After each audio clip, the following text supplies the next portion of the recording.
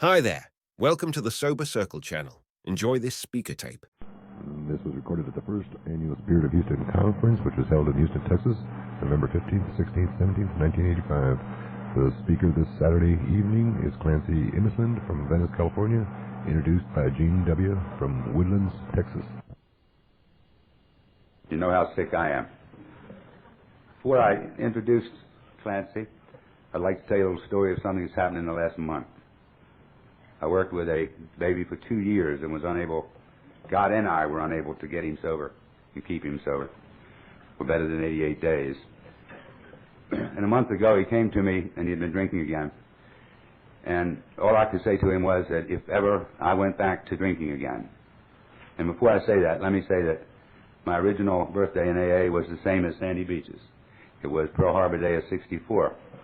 But Sandy was smarter than I was. He didn't have much willpower, of course. He had to stay here. I went back out. But I came back in again on April 23rd of 1982. And so I told this man that if I were to ever drink again, I would go to Los Angeles and ask Clancy to help me. I might cry on this if I do. But anyhow, Clancy told me that yesterday morning this man was sitting in his office, and he is now working with Clancy. And he took him a month to get there. And I don't know what he went through, but God love him. He's trying again. I wanted to share that with you. And also now when it comes to introducing him, I decided that I thought there was only one man that was capable of introducing Clancy, and he's no longer with us. So I decided to read a statement from his 10-year-old great set of tapes at Palo Alto, what he said. He said, now in all our affairs means at home. I am, of course, talking about Chuck. You see, the thing that makes this program work for us is a fellowship of men and women who share their experience, strength, and hope one with another in love, who share. There are few people in Alcoholics that will tell you anything. We don't tell, we share. But I've got a guy that calls me his sponsor who tells. And he makes his stick pretty good. I say to him, you're not even a member of Alcoholics Anonymous. Alcoholics Anonymous is made up of people who share. You don't share with anybody, you tell them. But whatever you do, keep doing it. Because I go over there on his birthday and there's 65 sober kooks in his backyard. 65 of them, and every one of them are his babies. And every one of them are people I couldn't touch with a 10-foot pole. And they're sober. So whatever you're doing, keep doing it. The society could not do without one Clancy, but if it had two, it would have one too many. Sit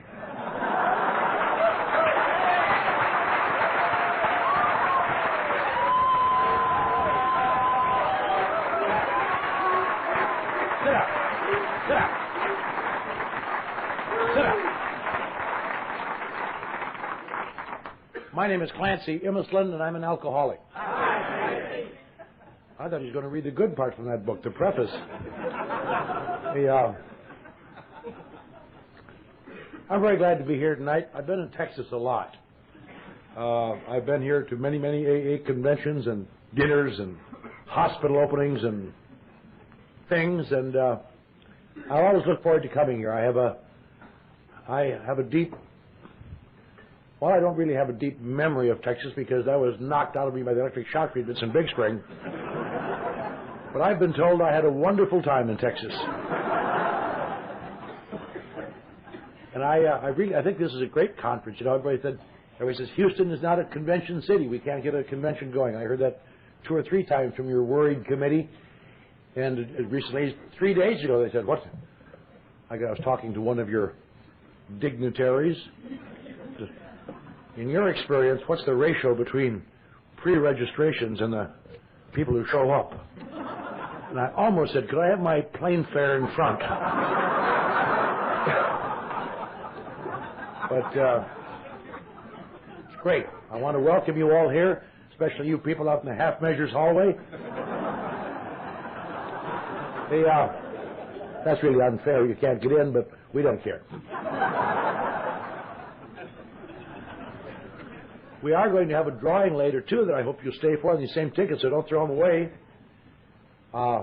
First prize is a Jim Williams announcement tape. Second prize is 2 Jim Williams announcement tapes.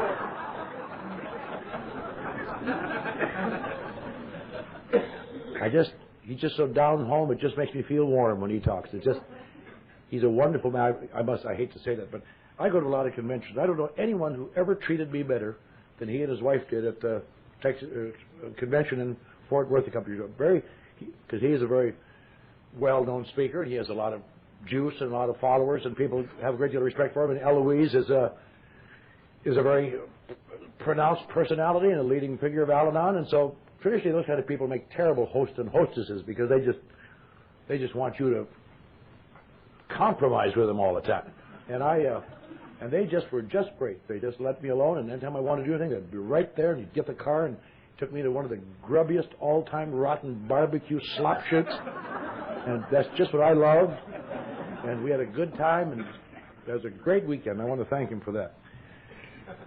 But he's crappy on announcements. I want to thank your committee for inviting me. I want to thank her. I wouldn't even mention Zola's name on a tape for burning me off at the airport. I had a difficult day yesterday. I don't have to do my work, but I had to do his work. I had boobs at my office crying, and I got my shoes all wet, and I had them shined. And rushed to the airport and got here tired and down and cold and kind of lonely, and I got off the plane, and I looked around, they all looked back at me. So I took my little bags, and I just walked alone through the airport. And I said to myself, I guess they're probably busy down at the hotel.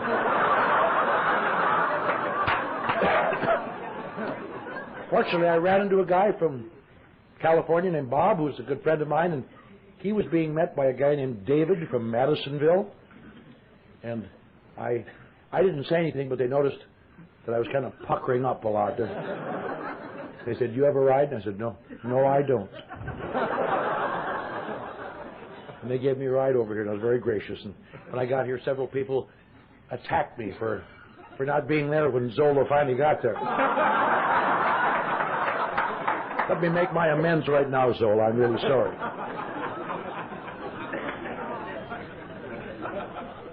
This has been an excellent convention. I don't know that, I think I can safely say, from what I've heard, I've been in all the meetings, I don't recall a better convention I've ever been to. I mean, every speaker was excellent, and everyone had something to say, and they were all straightforward. I've heard Sandy a number of times, and last night I told him after the talk, he said, "That was the best I ever heard him talk." Sandy's one of those speakers who couches thought-provoking items in humorous terms, and so when you get done, you think you've just taken a lot of sugar down, but there's a lot of medicine in there. That's why I never listen to any of his tapes. I'm afraid I'll start thinking about those things, and I just like to have my laugh and get out. But he gave an excellent talk. Really a deep thought-provoking substances, because there's something in what he said that's very true for all of us. The I'm nothing syndrome is certainly a great syndrome that most of us are familiar with. At least every alcoholic I've ever known is familiar with. And this morning, Dottie gave an outstanding talk, and she was up and bright and cheery as you can get at 9:30 in the morning. And she has had her ups and downs, and she's had a difficult way to go, as everybody has sometimes. And I think I'm glad to see her and feel her on the upswing, because I think it's going to get a lot better before it ever gets worse again. And Elsa, who gave a great talk, she just always gives a great talk. You never hear a better Al-Anon talk. Well, not a better talk without an accent. Then I went to she's just a grand lady. She's a great example for everybody on the West Coast, I guess, and most of the rest of the country. Some of you have heard the tape of Chuck's funeral memorial service, and I said something that memorial service was called upon to talk, and I said something that's really true. Whenever I needed inspiration, I would call Chuck, and I called him every week for over 20 years. I never missed a week that I can think of in over 20 years, sometimes more than once. But if I needed pragmatic knowledge, I called Elsa, because she was living in the nuts and bolts, and that enabled Chuck to soar a little higher. She's a great lady. And this afternoon, Jim gave a fine talk, and I remember Jim coming to AA and such a mess he was, and whiner. He doesn't tell you all the little nuances of his relationship with his sponsor. The time at the Saturday night meeting, he stood with his face literally turning blue, with his fist like this. I'm going to kill you, you son of a bitch! Then you go, sponsors at that time go into what is known as the monolete mode. I know I have that bull dominated, I just hope he knows it. And I stared at him, I said, take your seat! How dare you talk to me that way?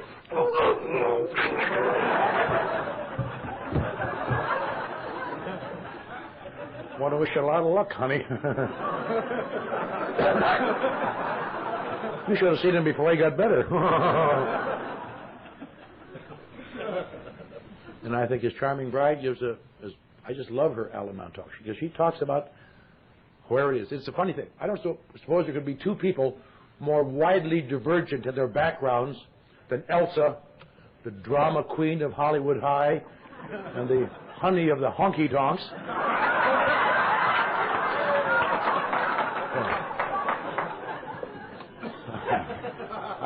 I watched them both when the other was talking. Nobody was identifying with anybody. Huh? You stayed in high school, you silly fool? But they're really so divergent that they're almost in a circle, that they're almost together on the other side. It's just, they both are saying exactly the same thing. And tomorrow morning we will hear the Squire of Calistoga, who gives an excellent talk. He has many faults, but he thinks the way I do, so I forgive him everything. A lady, you may not recognize this illusion because you have to be old to recognize it, but there's a lady in our New York office who's from San Francisco who feels that Mr. Gene and I are too effervescent in our approach to AA. And she told Gene a couple of years ago, she said, you know, your problem, Gene, you and that Clancy are just like Penrod and Sam. Now, you don't know who Penrod and Sam are, but it's just as well, I'll tell you. They were just two perpetual immature kids who just were always in trouble. And the only beef that Gene and I have is which one is Penrod and which is Sam. Penrod was the leader, and we are vying. How long have you been sober now, Gene? I guess I'm Penrod.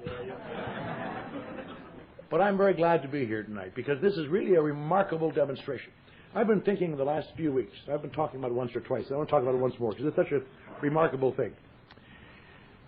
You know, the things we've heard about, and we'll hear about tomorrow, this thing called alcoholism, we sometimes have a tendency to think is caused by modern pressures or something that's brought about recently.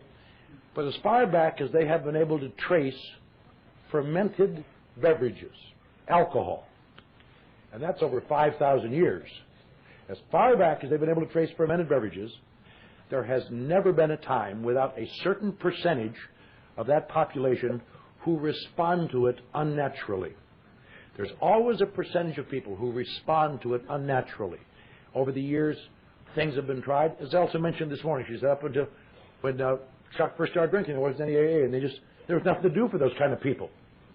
You just, because it looked as though they were doing it on purpose, I think the quotation she used. And I understand that feeling. And there's still people who think of it that way today, but not as many. But here we have, for 5,000 years or more, there have been people suffering from the disease you and I suffer from. And up until 1935, or sometime thereafter, once it began to be disseminated, just think, there was absolutely no place to go. We think there was a place to go, but there was no place to go. There were places like the Keeley cure, where they just run them through. That was a modern innovation in the 1920s. Before that, you just locked them away, or sent them away, or put them in the insane asylum. That's all you did with them. And never talked about it. And in every generation, the Bible talks about these kind of people, and every piece of literature dealing with history It talks about people who seem to have this terrible inability to control their drinking and apparently don't care. So, the net result is that you and I are extremely fortunate when you stop and think about it. You and I today are living in 1% of recorded history where there is some place to go. 99% of recorded history, there's never been any place to go. And I mean no place. We are living in the 1% in which there's a place to go. There was one other brief time in recorded history that alcoholics could get sober. And that was in the early 1840s. 6 guys got together in a bar in Baltimore and decided to stop drinking. And they got some friends to stop drinking. And without even being aware of what they were doing, they kind of set up a thing that was quite similar to Alcoholics Anonymous. And they called it the Washingtonians after the founder of our country. And when you read about them, they're kind of interesting because they did things the way we do them. They would go to other places where there were other members and talk and tell their story. And they would share with one another. It was all sharing. It wasn't education. It was sharing. And they grew remarkably. It was estimated by 1845 that there were about 200,000 sober alcoholics. Much faster growth than Alcoholics Anonymous. Tremendously much faster. And their experience, incidentally, we should say, has a great deal to do with several of our traditions, which some new people don't understand. They think the traditions were just written when the book was and thrown in. The traditions were not written that way. The traditions were based on the Washingtonians and also a large number of people who died in AA doing it differently. These traditions didn't get accepted until 15 years after AA was founded. They weren't written until the late 1940s. But they fell into a trap. First of all, they knew nothing of anonymity. Why do we remain anonymous? The Washingtonians didn't. In fact, they got into a number of squabbles of who was getting the biggest newspaper articles when they spoke in New York and in Boston and Baltimore, and who was becoming the most famous. They got involved with other organizations.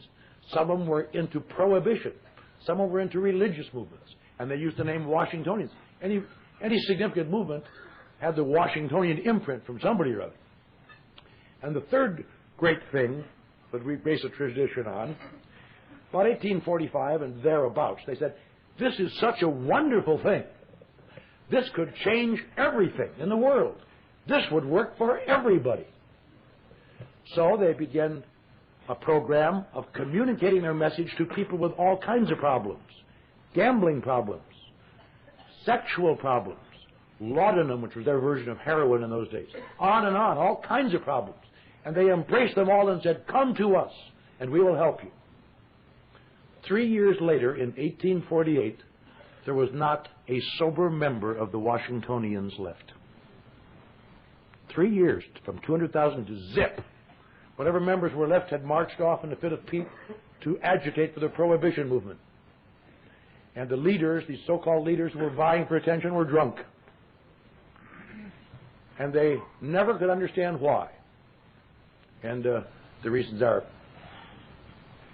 a little esoteric, because they placed personalities before principles, because they had no anonymity, they used their organization as a form of spiritual aggrandizement, because they forgot the basic subject of their thrust of their organization. And it's something we have to watch today. What is it that makes this movement and the early Washingtonian movement different from all other movements that have tried to help people like you and me? I'll tell you, as long as there have been fermented beverages, there have been people trying to help people like you and me to no avail. What is different about AA and the early Washingtonians that is not found anywhere else? And that's what we got to remember. You put aside all the gloss and set aside all the conventions and all the big hoorah. The thing that makes Alcoholics Anonymous successful where nothing else has been, because the bottom line is always one alcoholic talking to another alcoholic. Not one alcoholic talking to a guy with a gambling problem, or a narcotic addict talking to someone with a sex problem. It is one alcoholic talking to another. That's what made the Washingtonians take off. That's what made this organization successful. And we must remember that. It's not that we're above or below any other problem. But the greatest problem you will ever have, and I will ever have, is to break down the wall. And I have kept a wall most of my life, and you have too. Yes, what you say may be true, but my case is different. And it's funny, except it kills people like you and me. And this is the only place where hopefully someone can say, no, it isn't different. Let me tell you why not. Not, oh, shape up. But I am like you, and if they will listen, you can get in sometimes. But the net result of all this is you and I are very happy and very fortunate, very lucky. We're living in the best of all possible worlds. 50 years, a half a century of the only ongoing, successful application of a treatment for this illness in the history of mankind. You might almost say that this problem is almost over with, except for one little thing. And this is funny, but it isn't funny. We have the answer to alcoholism in our hands. And still, today, 1985, over 95% of alcoholics die from alcoholism. And you can say, how could this be? There's an answer. Doesn't make a difference if there's an answer or not. The problem is that they still don't believe there's an answer. When I'm talking about they, I'm not talking about the doctors or the lawyers or the psychiatrists. I'm talking about people like you and me. And I get so frustrated. Almost every day in my job, I watch people die. And I don't mean die figuratively. I mean die and put into a basket and carried away. A couple weeks ago, I was in Omaha with some of you folks.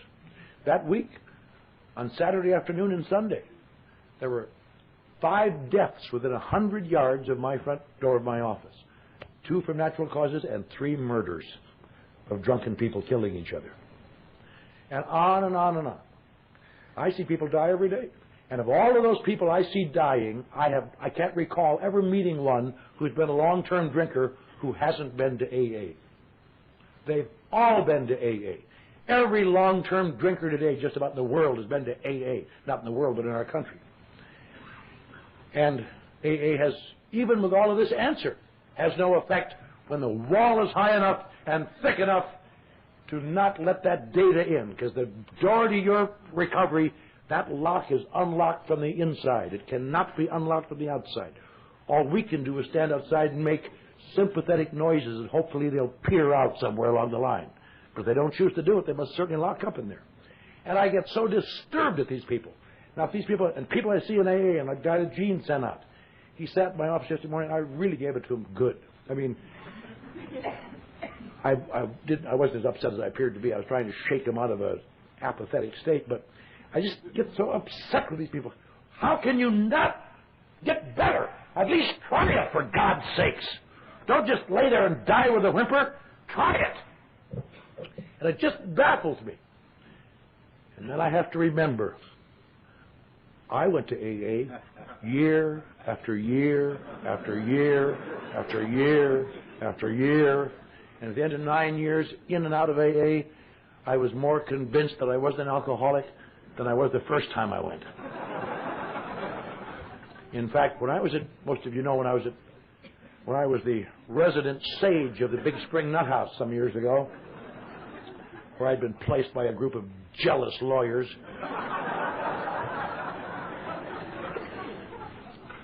I really thought I was cute, because I was in there as a psychopath, not as an alcoholic. And I was able to simulate being an alcoholic to get out. And I thought, boy, I fooled those idiots. And the funny thing is, just doing that made it unnecessary for me to drink after that. I never drank again until I ran out of Thorazine.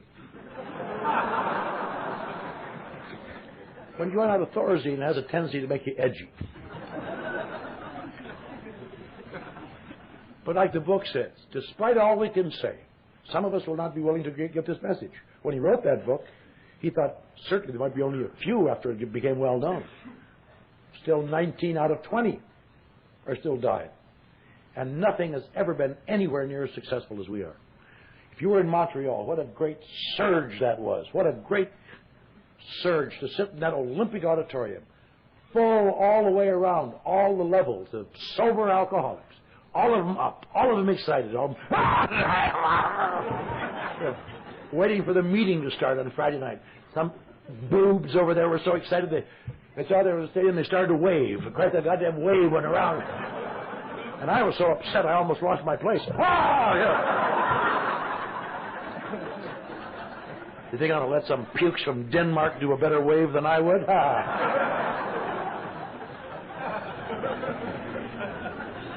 And stop and think. Never in the history of the world, and perhaps never again for all we know, will there ever be such a large group of sober alcoholics congregated in one place at one time. There may be again if they can find a stadium even larger to hold it, but that's about all. There is nothing else that works on a sustaining basis. And yet today you and I will know people who say AA is all right, but I've heard that therapy X is better, or fringe religion Y, or introspective understanding Z, or if I could only realize what my parents have done to me, and on and on. And it just makes you crazy. Why can't you accept it? And then the answer always is, why couldn't I accept it? Why did I have to die in a garage? To be brought back to life because the guy just heard the motor running. And I didn't come out, and he kicked open the door, and I was dead in the car with my hose hooked up to the exhaust. And took me out and beat on my chest, breathed in my mouth, got me to the psych ward, and they examined me for 2 weeks, and I hadn't had a drink for some time. I had no idea. That's why it was one of the reasons I was in such a suicidal depression. I was trying to hold that job. I was directing a grand opera at the university there, and I had one of my 3 jobs I was holding. And it's just, the guys examined me and just determined I was a badly split personality, a schizophrenic, a dual personality, and we didn't see any prognosis for recovery. So I was committed to Big Spring for an indefinite period after the rest of my life. And I've thought about that a number of times. I was back in El Paso a couple years ago talking at a convention, and I got through a series of funny things. I have 4 kids. 4 of my kids are at the University of New Mexico. 2 on the faculty and 2 are undergraduates. So I picked them up and I took them along down, and I took them to, they hadn't ever been back. And they were little kids when we lived there. And I was pointing out the city. I said, here's where we used to live. Remember that? Remember that? Vaguely. Here's where you went to church for the first time. Remember that? Vaguely. Here's where you went to school. Crockett School. You remember that? Yeah, I think so. Here's where they put Daddy away. Remember that?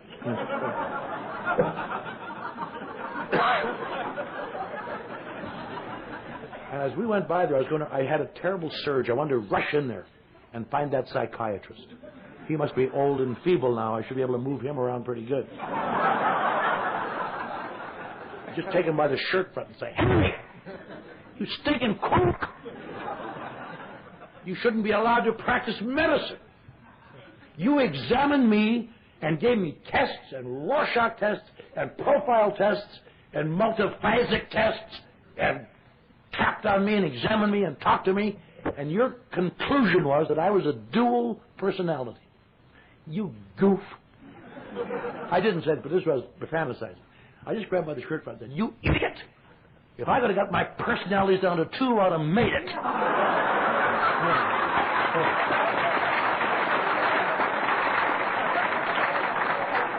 My problem has always been the committee that forms in my head. At the slightest trace of pressure, they start assembling. Well, what do you think? I don't know. I hear people in AA say, "Maybe I need group therapy." I never did. Just go for a ride alone in my car, boy.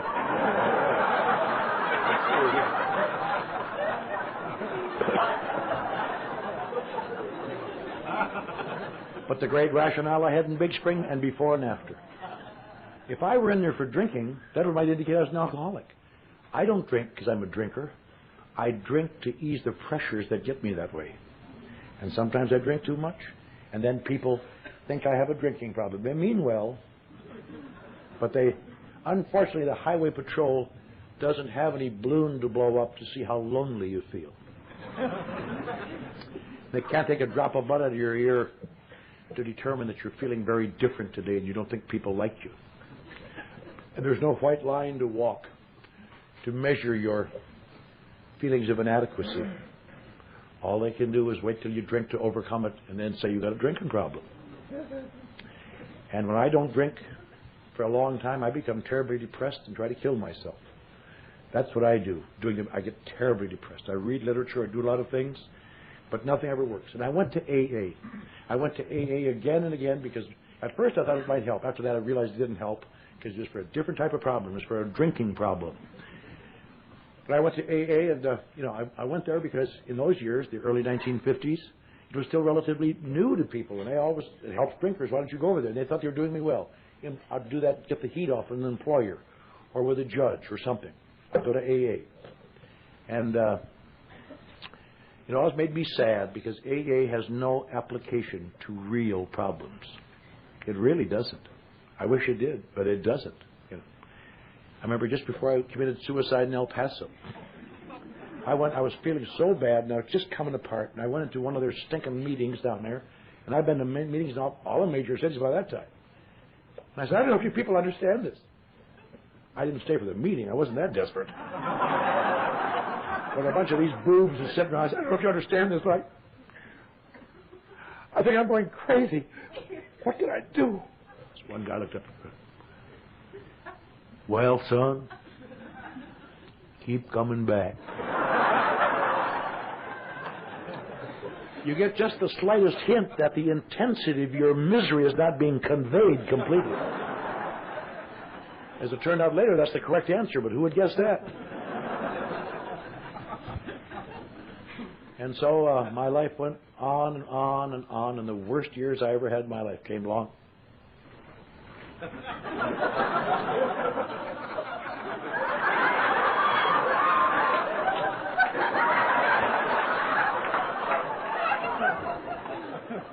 Oh, go ahead. We don't see you.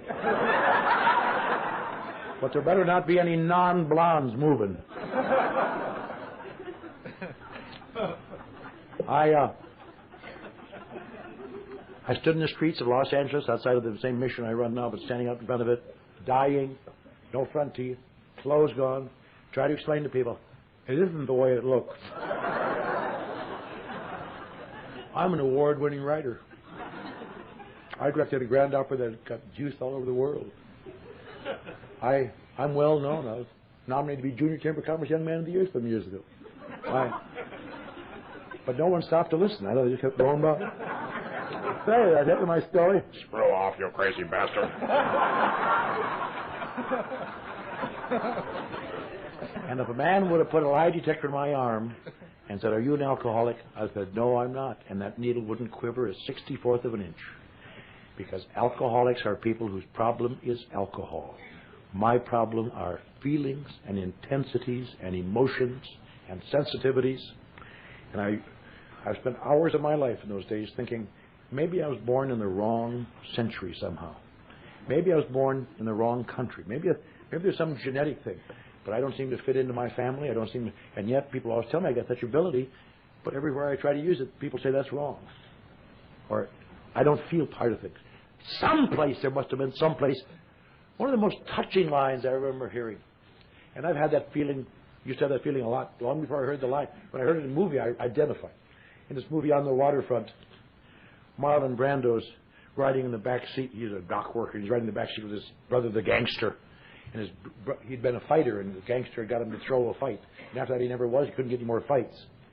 And he said, you shouldn't have done that to me, Charlie. He says, you shouldn't have done that to your brother. He says, I could have been a contender. Not a champion. I could have been a contender. And that's what the feeling I had all my life. If I could just find where it was, I could be a contender. I could be something. And I needed to be something very much because I didn't know at the time, but when you need to be something that much, it usually is you don't have much on the inside. And since you don't have much on the inside, you've got to have more and more on the outside if you possibly can. And nothing is ever enough. And that's why it's kind of surprising this week, Wednesday night at my home group, the same wife I didn't see for a number of years. Came down the aisle with my birthday cake with 27 candles on it, and my people I sponsor were there, and some friends were there. And it was a touching moment. This is the first year in over 20 years my sponsor hasn't given me my cake. And but when we took our group picture, I left an empty chair so you'd know where to sit next time. And I suppose it's some kind of a miracle that I've, from that moment, standing on the street, knowing all about AA, even at that time, I could quote the book better than people who 12-step me. It wasn't a matter of lack of knowledge. And now probably my major aura, in addition to being eccentric and weird, is that I'm known in my area as a right-wing fascist AA pig. And I have no tolerance for people who can't accept it. And I want to say to you new people, you better get it the way we did in the old days. I wanted tonight, just for a couple of minutes, I was thinking something that Van Noy was saying today and Jim was saying today. This may be the only two ideas I ever got from either one of them ever, and I want to cherish them.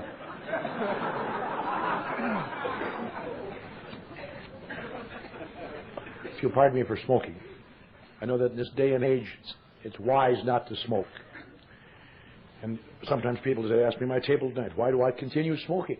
And the answer is very simple. Someday, I believe, they will find a market for phlegm and I'll be rich. Well,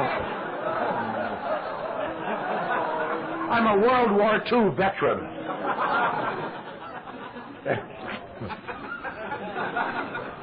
But they were talking about how it is when you are sober a while, when you've worked the steps, and you get feelings of desperation. And that happens to almost anybody who's been sober more than 20 minutes. Sooner or later, that will happen. We sometimes leave the impression from the podium that if you're sober, you should feel wonderful all the time. And that is absolutely a piece of misinformation that kills people. And also, there's a new group in AA. There's always new people, and they're having a difficult time. And I tell you, to the best of my knowledge, if you're new tonight, I look over my life in those years that I was struggling, and apart from all of the steps in AA, I'll bet you that for people like me, and perhaps like some of you, the first 3 steps of AA have killed more people than any therapy I've ever known, because they are really goofy. When you have real problems, they are goofy answers. And you just, what do they say? I drink too much and therefore I'm all screwed up. And secondly, I'm going to ask God to get me over being crazy. I'm not crazy! I don't mind saying I'm an alcoholic, because I don't think I'm an alcoholic. But I don't want to say I'm crazy, because I think I'm crazy. And then, what's this going to turn your problems over to Jesus? Yeah. That's great. That's beautiful. You can dance to that. Yeah. Play the old rugged cross, we'll waltz. Yeah. But it has no application in the real world. And when I came to AA and they started laying those steps on me this time, I didn't want to hear them because they have no opinion. I sat in discussion meetings in the 6300 Club, and I told them, AA is a nice place. I didn't say it quite that clearly. Didn't have any front teeth. AA is a nice place. But it has no application to people who are intelligent. You can laugh. You have no idea what that's like. And my first sponsor, who was rather strong on me. He didn't understand sponsorship as I had understood sponsorship. Sponsorship are people who put up with your crap and love you. This fool didn't know any of those things. He said you'd say things like, "Kid, call me anytime you want it, day or night. If it's late at night, it better be important. But call me anytime you want it, up until the time you take a drink. Then don't bother calling, because all you're going to hear from me is a click and a dial tone." I thought, Jesus. If I'm not going to drink, what do I need to call him for? And I've said this 100 times. I always like to hear it, though. I told him, I have no place to live. I'm cold and hungry. I'm an intelligent man. I have no place to stay. Where will I stay? Down the end of the parking lot, there's an old Merc. Somebody left here about 6 months ago. Sleeping act. Okay, I thought it was a test. So I went down there and slept there that night, and I said, okay, I slept there. It was good. Thank yourself at all. I was in that damn car most of 7 months. One time after I took my fourth step, I had a newcomer in the front seat. He never made it. Something about the wheel.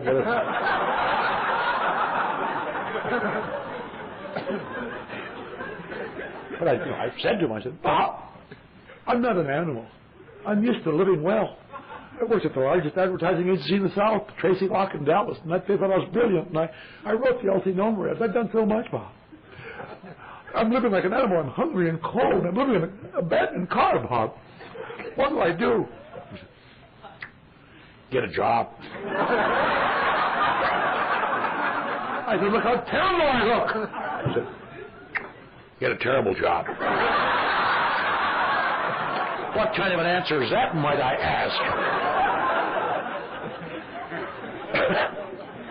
Well, what I want to say is that I went to meetings every day and every night, mainly because I didn't want to stay in the parking lot. Might as well go in the club. They have donuts there and cake. By the time of my first birthday, I could not eat cake anymore. You just don't know what it's like to eat lovely lemon meringue cake day after day and dream about boiled potatoes. But I remember after one of my harangues at the Friday night coffee cup discussion meetings, which was one of the truly assemblages of eccentrics in the entire Western Hemisphere. Just people had yellow hair on one side and blue on the other and wore funny things, and this was before that became popular. And I was giving him my version on why the first step didn't apply to me. He said, because I am not really an alcoholic, because the first step doesn't really apply to me, and I have many problems that are not due to alcohol, which makes me a non-alcoholic. And he and the manager of the club, an old man named John Sullivan, who used to play bad cop and good cop on me till my eyes went around like two BBs in a saucer. But I remember one of those two old fools saying to me, we sat down and had a cup of coffee. He said, you know something, kid? You really are full of crap. I said, yeah. I'm used to jealousy. And over a period of a day or maybe 2 days, they pointed out to me strongly something I want to convey to you. But it boiled down to this sentence. He said, I heard you talking about the steps this morning. He said, why don't you talk about something you know something about? You don't even quote them right. You give them nonsense. Why don't you just take the black parts on the page and leave the white parts to people who know something? I don't know what that means. I explained.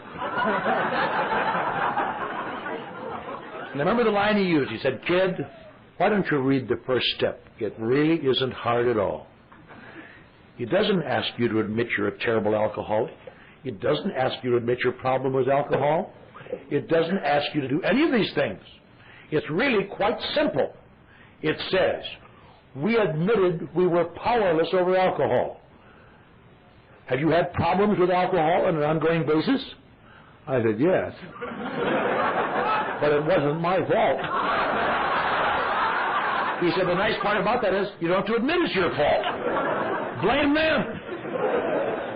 All you have to do is admit you had a problem with drinking. That's all it says in the first phase of the first step. And then he says, you're a big hotshot writer. I think you understand the language. That is followed not by a comma, but by a dash. And a dash in the English language means end of thought, beginning of new thought. The second thought in the first step says that our lives had become unmanageable. Was your life unmanageable when you weren't drinking?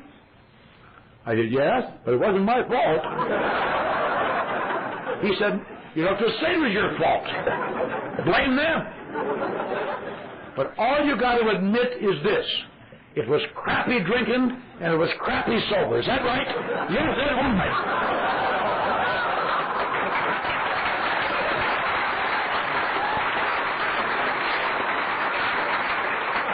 Congratulations, you have just worked the first step of alcoholism.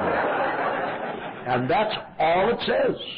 Anything beyond that is interpretation and extrapolation. For those who are new, as years go by, you may discover reinforcements of why that is. You may understand that alcohol has a special effect on your body that alters your perception of reality that it doesn't do for most people. You may discover that the adjunct to that is that alcohol can resolve conflict, that your ability to cope with conflict in reality will diminish. And you can discover, I can give you a 10-hour talk on that. But it all boils down to this. The first step, it makes me want to throw up when I hear people say, I just couldn't accept the first step. Because they read so much into it. You don't have to read anything into it. Drinking was bad, and sobriety was bad. That's all. And if either one of those things are not present, you wouldn't be here. If just drinking was bad, you'd quit. If just sobriety was bad, you'd drink. If they both go to hell, you're screwed. And nobody ever comes here when anything is working, hardly, As I've said many times, I am still listening for that first speaker who will say, and then one morning I got up, put on my furry slippers, and I walked through the French door into the garden. I thought to myself, I think I'll join AA.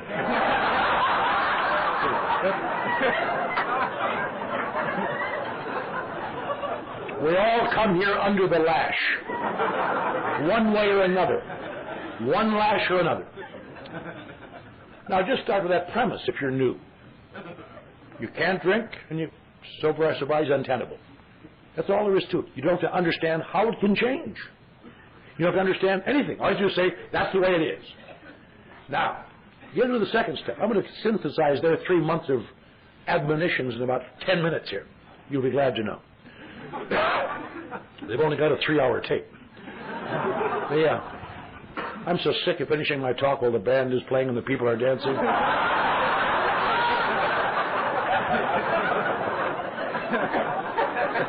The one I love belongs to... Is there somebody squealing down there? Are you nervous again, Dottie? Now, the second step gets spooky, though. There's no logical way about that. Came to believe God's going to restore me insanity. And I had several conversations about that, and I had to explain to them, I do not accept the concept of God. Sorry. There may be people in AA who do, but I knew about God when I was a little boy. I know more about God. I can quote the Bible. I can sing religious songs and play them on the piano while I sing. And I know that I can't accept God. Other people come to me and say, I've been searching for God for 30 years. I never searched for God 10 seconds. I know where God is. He slowly circles the Our Savior's Lutheran Church in Eau Claire, Wisconsin. And he gives it to sinners. And he gives it to Catholics. And that's all right with me until you become one or the other.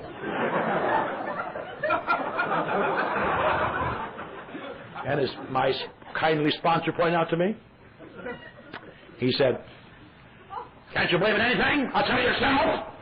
I said, no, I cannot. You see, I'm an intellectual. In fact, the closest I ever came to God for 20 years at one time in Dallas, another guy and I, we were terminally cute, and we almost got away with it, but we got caught at the last minute. We were going to put in a dial-a-prayer for atheists. We had the number set and everything. We had it set up, so you dial this number, and nobody ever answered.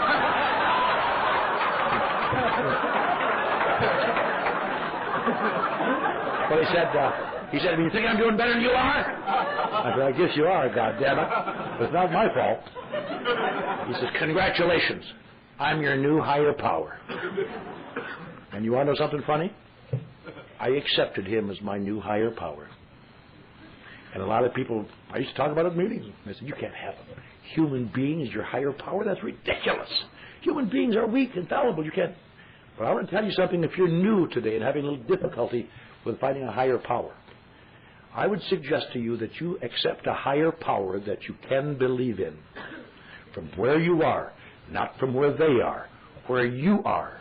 Because an awful lot of people die around here because they get up and give wonderful talks about gods, they understand them, that they don't believe in. And at 2 o'clock in the morning, you got to turn to what they believe, and if you've been shucking them, you're dead. You better believe in whatever you can believe in. And I accepted this human being as my higher power. I didn't think he was higher power, but I invested simulated respect. And he became my higher power. And I did things to please that old son of a bitch I would never do for anybody else, just to get him off my case. You know, just, if he would tell me to do that, but I do them. And if I didn't, Sullivan would snitch. It's just, when you're in the club 18 hours a day, you have a high profile. But then what are you going to use this higher power for? As you point out, the step doesn't say God. It says a power greater than yourself. Don't read God into the second step. Read it. It may be God if that's what you want to believe in. But you've got to come to believe in something that you can believe in. And what's he going to do? Restore me to sanity. Now there's a cute one. What is sanity? You can read 20 books on the brain, and you will get 20 different definitions of sanity.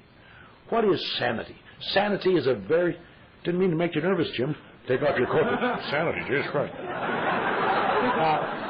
Sanity has many different things.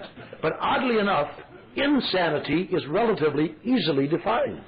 Sanity cannot be defined, but insanity can. Psychosis. Psychosis is, the bottom line, highly overly simplified.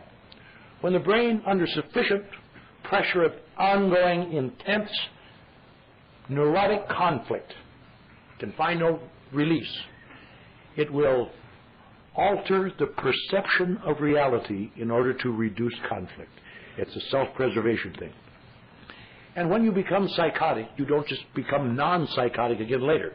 Psychosis is about, you nearly always did. We talk today about how psychotic and I was. Once you become truly psychotic, the chances of you getting back are about 1 in a billion. Because that is a permanent condition. In some people, it's just a rifle psychosis. In some people, it's a 360-degree psychosis. You see also that's 360 degrees. Half of that is 180. You don't often get a chance to tell an Alan on anything, but don't tell Charlotte I said that to you.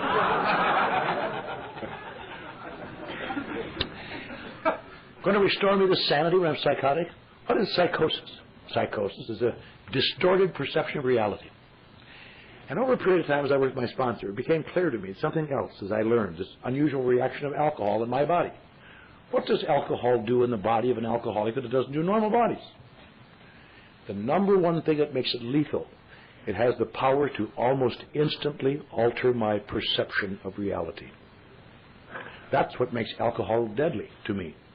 It isn't what it does to me. I can beat that anytime. It's what it does for me. It takes a conflict almost... Our symptoms, the symptoms of a sober alcoholic, are almost exactly the same as that of an intense or acute neurotic. Obsessive behavior, extreme overreaction, intermittent explosions of emotions, deep introversions. Now, alcoholics almost never become psychotic. The cases of alcoholics becoming truly psychotic are almost non-existent. Why? Because when it gets bad enough, long enough, they drink alcohol. So it makes you think, why don't all these neurotics drink alcohol who feel as bad as you and I do? And that's the funny part. They do, but it doesn't resolve the conflict. That's why they don't drink it. I drink it, and I never knew that it didn't do that for everybody, but it does it only for 6 or 7% of people who drink, apparently. So, I have the power, and you have the power, unknowingly, that I can, in a socially acceptable manner, induce temporary psychosis. And the boom. I'll call up that goddamn household finance.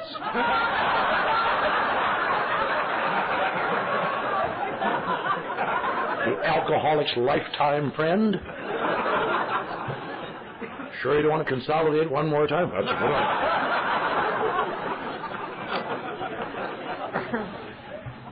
good. So maybe what that step means is quite simple. Maybe I have to come to believe that something here that I can believe in will make it unnecessary for me to induce psychosis. Maybe restoring me to sanity means just what it says, living in unsustained reality. Now, in that step also, you don't have to understand how it's going to happen. There's nothing to debate there. All you got to do is try to come to believe somehow, your sponsor, a friend, some concept, anything, will somehow in a way that you can't even foresee at this time make it unnecessary for you to have to drink to stand it. That's all. So you got two things. Can't drink, can't stay sober. That doesn't make it better, just it tells me where I am. Now they ask me to come to believe in something, and it may be a strange something because many people when they come here are just out of belief. That's one of the hallmarks of coming here, that you're out of faith. They insist you have faith. You may not be able to have faith in a childhood God. Have faith in something. If you have to grab, just grab a man that you can believe in and say, I trust you. And that's your higher power if you can talk to him. Will restore me to living in reality. That's all. No big deal for those two steps. They're not spooky or magic. They're quite simple. Can't drink, can't stay sober. Somehow here I got to act as though I believe that there's some way to get over it. Although I can't see it, and I don't see any way it can happen. Third, and the last of these trilogy of misunderstood steps that kills people. They want me to turn it over to God. Boy, that spoils it. There's no way around that. In Los Angeles, many years ago, I remember going to a meeting and saying, I got a bunch of hot checks out. If I don't cover my money, they're going to garnish my wages. I'll lose my job. What'll I do? This old timer said, son, turn those checks over to your higher power tonight. And I did. And Monday, the higher power turned over to Sheriff Peter Pitts. That don't get it. I had to write off the third step. One of the reasons I wrote it off is because of Chuck C., who used to come to the 6300 Club at Easter and Christmas and stride in his gray suit and his handsomeness and his big Lincoln out there and his coterie of followers. Oh, it's Chuck, it's Chuck.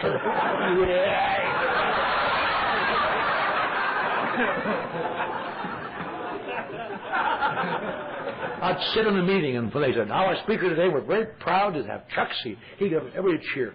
I'd get up and leave. I don't know if the meeting continued or not. They may have stopped it if they saw my disapproval. And Chuck had an aura of spirituality. Oh, if you want to hear about spirituality, talk to Chuck C. You talk to Chuck C., you silly son of a bitch. I'm trying to get a job.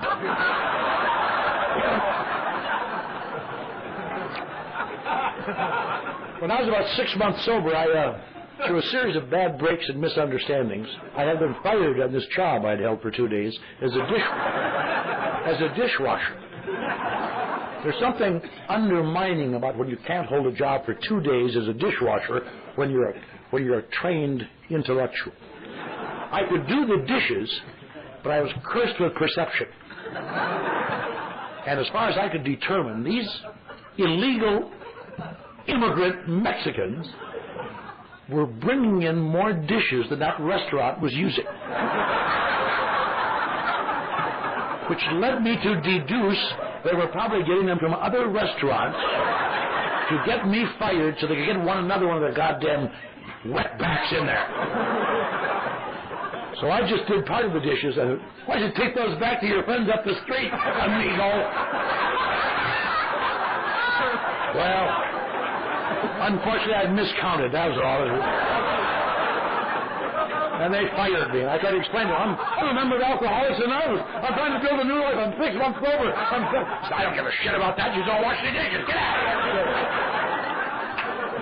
I said, you'll pay for this someday. Now, you can laugh at that, but 14 years later, that restaurant went belly up. It is now some kind of a Bangkok restaurant. And I go by there and I give them the old double. So don't screw with me unless you got your future 14 years from now set up. Anyway. Well, when you lose your job as a dishwasher, I decided to drown myself. I can't go any further, and I walked. I didn't know quite how to get to the ocean from where I was on Sunset, so I walked back to La Cienega, which is way out of the way, but I knew the route. And over to Wilshire, and turned right and walked and walked. I knew the ocean was out there somewhere. And I don't know if you've ever done this, but feel very depressed. And if you're a dramatic person like I am, you also can see yourself kind of like a Hamlet trudging the lonely battlements at Elsinore. And you know, as people as they go by say, what a terrible load that man must carry. We'll never know. And what there is, I can see that silly son of a bitch. And I walked. And I walked, and I walked, and I walked, and I walked past Santa Monica or across his Wilshire, and I walked and walked. I couldn't find the ocean. It loses a little something of the old Frederick Marx when you can't find the ocean. So I stopped in the gas station. I said, where's the ocean? He said, he's just in western Beverly Hills. He said, you got to go out past the Veterans Hospital. And then it's about 5 miles past that. I thought, yeah. I don't mind dying, but I'm not going to do a walk-a-thon. Maybe we can dance all night and win a prize. So I called up my sponsor. I'd walked into his fare zone. I wouldn't want to blow 20 cents on a call, and I called him. And he said, hello? I said, Bob? He said, Clancy, why aren't you here? He had set up the job for me, he and a guy named Mike Ross. And I thought, I got to just once use all my creative powers. I'm just once going to get through to this guy and let him know I'll weave a tapestry of words that'll make this old sullen puke shape get to me. I said, Bob, before you say anything, let me tell you something, Bob. You know, I've lost my children. I'll never see them again. That's all right, Bob. That's part of the territory when you're like me. And my parents have written me off. I'm an only child. It wasn't until this morning I realized what a tragedy that was.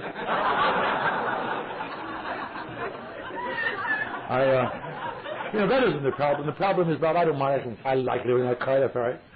But in AA, everybody else seems to get along. I do not fit in AA, Bob. There's something different about me. I sit at a table. The guy sitting there will get up and go to another table. It's like Hal Marley right tonight. I said, it's just, there's something, they sense something different about me, and they won't call on me at participation meetings, Bob. I try to make small talk, and people turn their back on me. I'm alone in a strange world I didn't make, and I don't understand, Bob. And it suddenly struck me, this is true. Jesus. My saddest story was one of the story of my life. And I burst into tears. Jesus Christ, Bob. What am I going to do? Why don't you write your goddamn inventory? The way I told you. And that caught my attention. I almost shrieked, why don't you? I forget what I was going to ask him. It was fun to watch him try it, the old fool. I said, Bob, in my judgment, that's the last thing in the world I need. God, if I could think about all those opportunities I've missed and all these chances and all these things, Bob, in my judgment, that'll kill me. He said, your judgment? Who cares about your judgment? You live in an abandoned canoe, for Christ's sake. He said, if I wanted your judgment, I'd go down and put my head in the back window and ask you for it. I'm living up on Muskingum Avenue in a $500,000 house. Who cares how it looks to you? And I tried to explain to him, but Bob, I spent thousands of dollars in psychoanalysis. I already know the causative factors. And he said, I don't want to hear that. You got to turn off your stinking judgment. Like I said to you, Jim, only much nicer. You got any proof? And that, he made me so upset. I went right that out of it, and I had a shot of adrenaline in my system. A shot. Fortunately, I turned left. I'd have made that ocean in 3 bounds, boy. And I got back to 6 times. I said, son, here's a paper. Oh, my God, inventory. And I wrote that inventory. And when I got all done, nothing changed. I went to sleep that night in the backseat of an abandoned car. And half a day hungrier than I had been before I took this marvelous therapy. The only good feeling I had, the best I could identify, I'd proved to that old fool writing an inventory didn't help. And that cheered me up. And about a week later, I was suicidal again, and I read it to him. I swore, because I was so upset, and I wrote this thing, that I put in things in which I wasn't the hero. Oh, Christ. And he took me for a ride along the ocean to Oxnard, and I read this to him. And I thought, he's going to throw me out of his car. And I got up near Oxnard, and I looked over, he's going,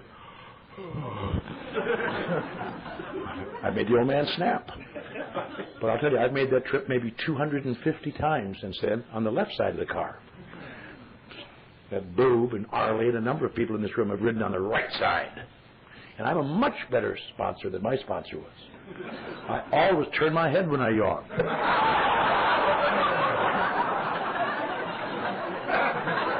In fact, most inventories, people before they start reading will say, now, there's a couple things I want to explain about this.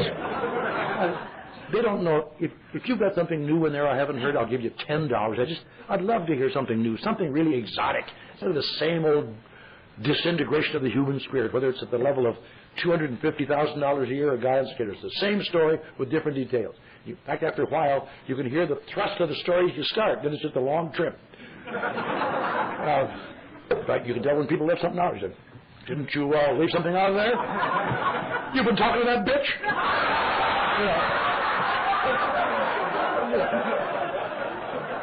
A fourth and fifth step in retrospect is so simple. It's just when you're doing it you want to kill yourself. But I took my inventory. And I thought about this sometime later. I thought, isn't that funny? That day that I walked left out of that telephone box, that day I took the third step of Alcoholics Anonymous. I turned my will and my life over to the care of the power greater than myself in which I believed.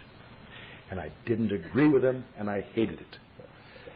And ever since then, whenever I'm in stress, if I have someone to talk to, I talk to them. If I have a knowledge of what should be done, it seems to me the ongoing problem for all of us is that we must remember, again and again, I must resurrender and resurrender and resurrender. It is not making mistakes that gets people drunk. It is the defense of the mistakes that makes people drunk. That is why I can forgive almost anybody anything if they are back on the path. People that I can't bear to look at when they're off the path. Because all you ever has to do is, all of us better hope there is no ex post facto justice. I'll tell you. As I've said many times, a lot of young people today think they're the first ones who ever cried out for justice. I was crying out for justice in 1946. Stood on the barricades of the cutting edge of the liberal movement. Justice! We demand justice for all mankind! And like young people today, I also said, there's not enough to go around. I'll take mine and screw them. As you get older and wiser in this world, you don't hardly ever cry out for justice anymore. The cry becomes, mercy, mercy, forgiveness. Let bygones be bygones. Not my fault. So I've got to extend that a little bit. But the net result is this. Somehow or another, you must submerge your judgment in moments of crisis. Because when I am in crisis, my perceptions get distorted, and the same things look different, and my mind feeds me different answers, and I have to have a source outside of myself that I trust enough to allow them to superimpose clear perceptions over my distorted perceptions. And they will look exactly wrong. But I must operate on I must have faith whether I have faith or not. As my old sponsor used to say to me, you got to be sincere whether you mean it or not. And the nice thing about AA is nobody cares why you do it. If you take the action, it gets better. So, if you're new tonight, or if you're, let me say first to the new people, if you are new tonight, let me say this. Not much to debate. You obviously can't drink, or you can't control it on a continuing basis, or else you wouldn't be here. It doesn't mean every time you take a sip your hair grows long and you leap on the passing nuns. What it means is I'm having trouble drinking. And you're also having trouble sober. And you will somehow come to believe, find somebody or something that you will pretend to be interested in enough to come to believe that maybe there's a way that you can't see yet to live in reality. And then when the crunch comes, ask them what to do. That's all it is. If you can do that, you will be able to take a fourth step. Unless you do that, a fourth step will be a nonsensical series of marginal things. And you'll be able to take a fifth step, and you'll be able to ask God to remove defects you never knew you had. That's one of the great things about a good fifth step. You find a different perception on the same things. And you can make amends to people that you'd swear you'd never make amends to. My father, I hadn't talked to him for years. He was so disappointed in me. And his sadness about me made me feel guilty, so guilty toward him I wanted to kill him. And my sponsor made me make an amend to him. I said, he deserted my mother and I got a list of reasons this long. I don't care. You hurt him bad. Send him a letter. He wanted good things for you. So I sent him an amends letter. I wasn't very good. I sent him another one later. And he wrote back, and he sent me an amends letter. And for the last 20 years, my father and I have just been as close as can be. And that's one of the reasons I'm not putting down any organization, but the organization that say find out why you should hate your parents is wrong. Because the function of AA is now, and then was then, and let's live today.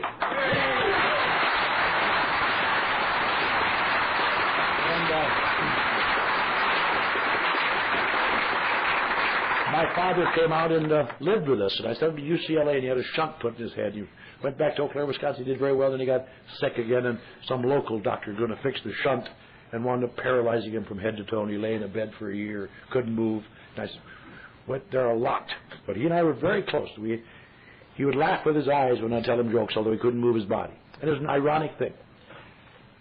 Within a period of a month of that, after I was over 2 years, my sponsor died. And because he had stopped doing the things, he told me to do things, I did them, he didn't. He got drunk and died, and I stayed sober. There's a moral there somewhere. And some years later, I went to this man that I had detested because he was getting along so well. And I went to his shop one day, and I said, Chuck, I'd like to have you be my sponsor. And he said, gee, that's surprising. I thought you came down here to offer to be mine. Well, I realized I'd made another horrible mistake. I've never had any luck. But by that time, I'd been very active. And what I was looking for was a man ahead of me who was more active than I was, who exuded what I wanted. And I'll never have what he had. But by God, he was out there and he was doing it. And people talk about his spirituality. His spirituality was getting out of his chair and going to do it. And taking care of the things, as Elsa talked about. And I know it must be tough for the people at home. To get up and go all the time. But I know this, when I stayed home with my family, they had to commit me. So there's something to be said for that. But within a period of a month this winter, my sponsor died and my father died.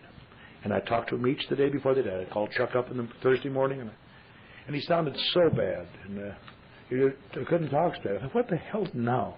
Because I've been down to see him many times in the hospital, his home. He was so unhappy with his illness because he was such a vital man.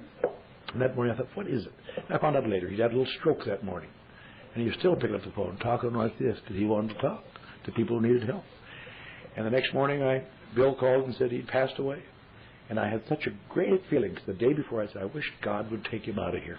He deserves better than this. And about 3 weeks later, I sat by my dad's bedside. I wish God would take him out of this. Next morning, he went to sleep and died. And you think that'd be a terribly sad thing, that you're sponsoring your close father die? And yet it gave me a renewed belief in the grace of God as I've come to know it in Alcoholics Anonymous. And that's why I would say one more thing to the old-timers. People who've been sober a while who get desperate, and they search frantically, which of the last 3 steps am I not working? What should I do more of? I think you may have to do what I have to do from time to time. You must go right down to the bedrock. You must decide where you are and be willing to sacrifice anything to get away from it. Material things, situations, a job you can't stand, whatever it is.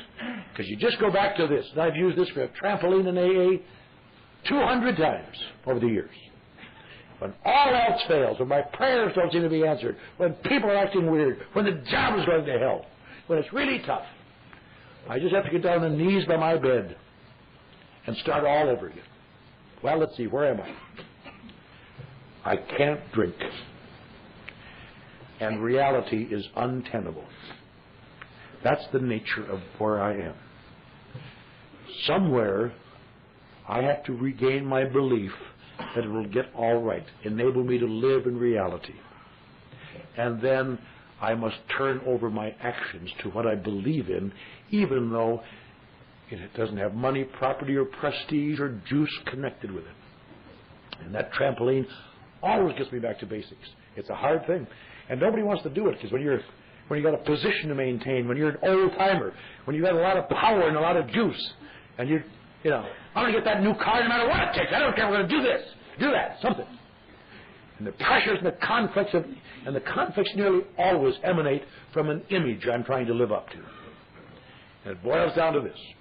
When you're new, when you're old, and all the time in between, when you reach out and you got the wrong end of the stick again, and there's no way out. Just remember this, it's easy. You and I can't drink, and doing the best we know how, you and I can't stay sober. If sobriety is untenable, it usually means that I'm attempting to apply old remedies that didn't work before, but now I think I can get away with. Secondly, as much as I hate to admit it, I must regain the faith that it can be all right, even though I don't see a way out at the moment. And I must be willing to do whatever it is to simplify my life down to the level where that will happen. And thirdly, I must sit in those chairs and listen to those people, and sit on the phone and listen to people whine, and do those things, and find someone to talk to and say, I'm really not doing as well as I look. Here's my problem. What could I do? And when they tell me to do it, even though it seems stupid. And then it gets better again. These 3 steps keep a lot of people away because they look esoteric. They are simple to get you in, and they are a trampoline to keep you in. That's why Alcoholics Anonymous is such a dear thing. That's why people like you and me have to spend the rest of our life. There's 95 people out there for every one of us, and they sincerely believe that their case is different. If you will talk to them and tell them how your case was different, they will have a chance. They may die, but they will have a chance. Our job is to see that they get it. Then we can stand as we stand at these podiums, say that magic phrase they say in Texas. My name is Clancy Imislund. Through the grace of God and the actions of Alcoholics Anonymous, it has not been necessary for me to drink or take any mind-affecting or altering drugs since October 31st, 1958, or whatever the date is. And for this, I am truly grateful. Thank you.